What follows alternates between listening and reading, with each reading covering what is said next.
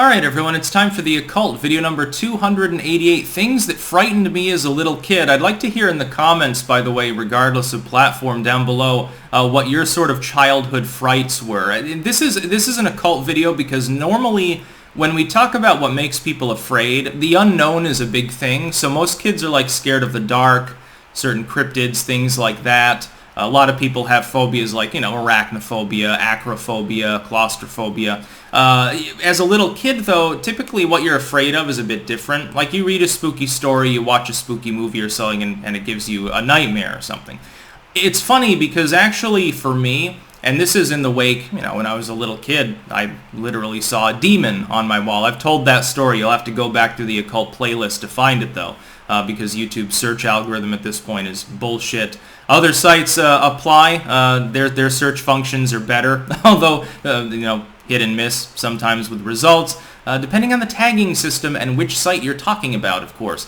But I was more realistic, always, in the things that I was afraid of. So where most people were like, oh my god, Dracula's gonna get me, it's Halloween, pumpkins floating around, and ghosts and ghouls.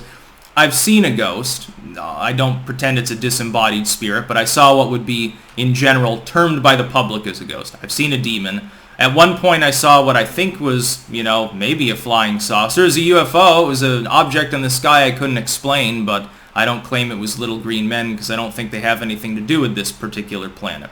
I was more afraid of realistic things. So I was afraid of botulism, actually, for a while.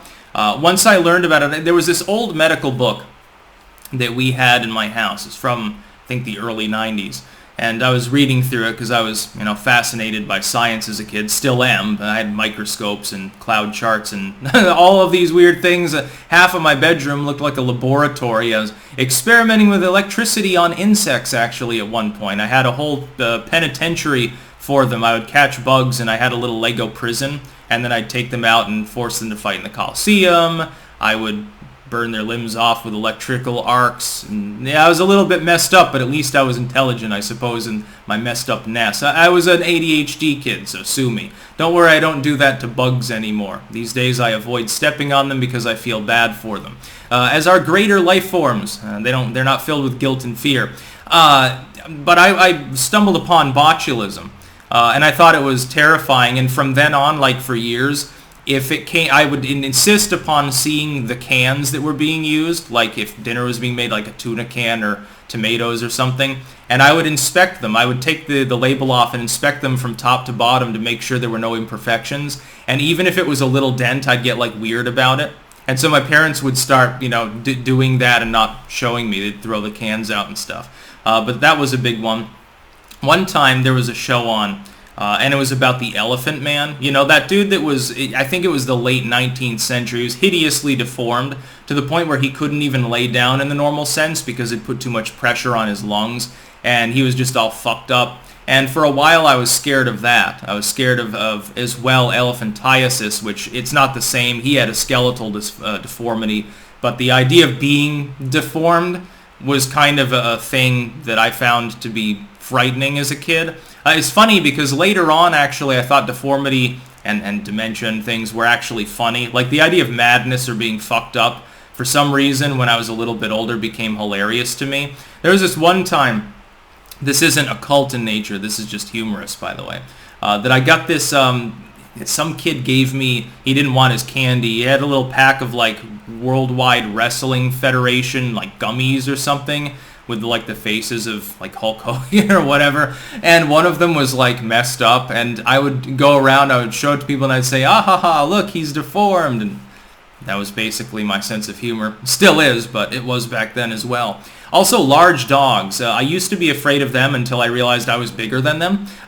When I was younger, though, there was this one dog that lived in the neighborhood around in Woodstock, where I was as a kid. No, not the Woodstock with the concert. Woodstock, the wine gallery and tourist trap in between Rutland and Lebanon, New Hampshire. But I was there. And there was this dog, a fairly large one, and the owners would always have it in the back of their car. And, of course, I'm walking to school, and so on a regular basis, it would startle me because it would jump up and start howling from the back of this car. and I became afraid of large dogs. This sort of waned over time, though, because as I said, once I was like 13 or 14, I was already like pushing 6 feet tall and carrying a knife, generally speaking, and so I was less afraid of them. I was never afraid of aliens or ghouls or any of these other things because I found those mostly interesting. In fact, like witches and stuff like that I thought were cool. I thought that was interesting. I thought witchcraft was cool before Harry Potter existed, so I'm an original gangsta of the new wave of the occult. I was more realistic. I think a lot of people are more afraid simply of the unknown. For me, it was more known quantities. Disease was always the big thing. There was a while I can't remember. I think we were studying about the Iditarod or something in school, and then diphtheria, of course, was brought up, Balto and Nome, Alaska, and their outbreak. And I thought that was scary for a while. For a while, I think I was scared of scarlet fever for some reason, even though it's not really a thing anymore. So all those things were frightening to me, at least as a kid. I'm still wary about canned goods even to this day. Like I did some pickling a few years ago. Trust me, there was extreme hype with regards to the cleanliness of the operation, even though the way I was doing it with pressure canning would be impossible for botulism to survive. And it's interesting because when I went back the last time to Rutland, more than a year later, all the jarred goods were still in perfect order, so I guess I did a good job. There is no botulism on my pickled beet shelf. It does not exist. I bet they're delicious by now. I didn't crack one open and try it. They'll probably still be good the next time I'm over there.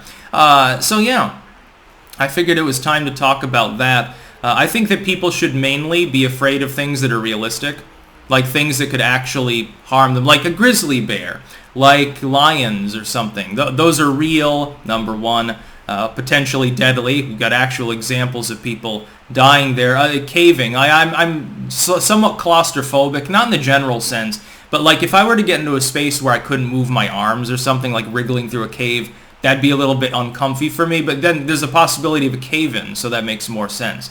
But not only am I not like scared of the dark, I actually feel more comfy in it. That's why I dress the way that I dress, except when it's really hot out. I don't have any black shirts that are made of nice thin material right now, so it's a big problem. I have to do some investing in my wardrobe, which hasn't changed much in the last 20 years for the most part. The pants have fewer rips in them and are a different color. That's basically it. I used to wear, by the way, hippie-ish shirts. Also Jesus stuff back when I was a Christian. I don't know, this video is off the rails. I know it's only quasi-occult, but a lot of people are afraid of that sort of thing. Black magic and mummies and stuff.